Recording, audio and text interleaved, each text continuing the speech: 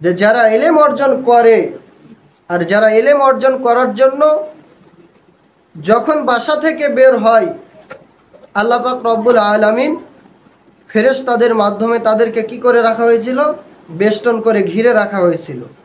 ঠিক আল্লাহ পাক রব্বুল আলামিন সূরা বুরুজে এমনই একটা আয়াত বলছেন, 20 নম্বর আয়াতে সূরা বুরুজে আল্লাহ পাক রব্বুল আলামিন বলছেন, আল্লাহু মিন ওয়ারাইহিম মুহিত, এবং আল্লাহ তাদের পরিবেষ্টন করে রয়েছেন। বাল হুয়া কুরআনুম মাজিদ, এটা এমন একটা কিতাব, সংবিধান, যারাই এই সংবিধান ইলম অর্জন করে পড়ে এই কোরআনকে, আল্লাহ পাক রব্বুল আলামিন তাদেরকে কি করে রাখেন? ফেরেশতার মাধ্যমে বেষ্টন করে ঘিরে রাখেন। আর যখন তারা ইলম অর্জন করে, ফেরেশতারা তাদের জন্যই পর বিছিয়ে দেন, যাতে করে ওই ইলম অর্জনকারীর জন্য স্বাগতম জানিয়ে পর বিছিয়ে রাখেন ফেরেশতারা। এজন্য আল্লাহ পাক রব্বুল আলামিন বলছেন, এই কোরআন যারাই পড়ে তাদেরকেই আল্লাহ পাক রব্বুল আলামিন ফেরেশতাদের মাধ্যমে পরিবেষ্টন করে রাখা হয়।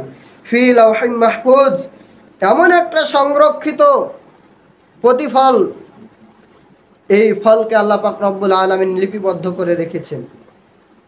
যখন এই কোরআন আল্লাহ পাক রব্বুল আলামিন লাওহে মাহফুজে লিপিবদ্ধ করে রেখেছিলেন, সংরক্ষিত করে রেখেছিলেন, আল্লাহ পাক রব্বুল আলামিন এই কোরআনকে আবার আসমানে জিবরাইল আলাইহিস সালামের মাধ্যমে নবী মুহাম্মদ সাল্লাল্লাহু আলাইহি ওয়াসাল্লামের কাছে এই দুনিয়াতে প্রেরণ করলেন।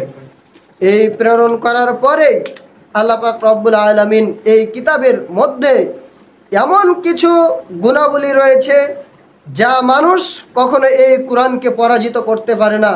কারামত হিকমত দিয়ে এই কোরআনকে আল্লাহ পাক রব্বুল আলামিন সম্পূর্ণরূপে এমন একটা সংবিধান করে দিয়েছেন, যেই সংবিধান মানুষ যদিও চায় এই সংবিধান যারা পড়বে তাদেরকে পরাজিত করব, তাহলে আল্লাহ পাক রব্বুল আলামিন বলছেন তা দ্বারা কখনো মানুষের পক্ষে সম্ভব নয়।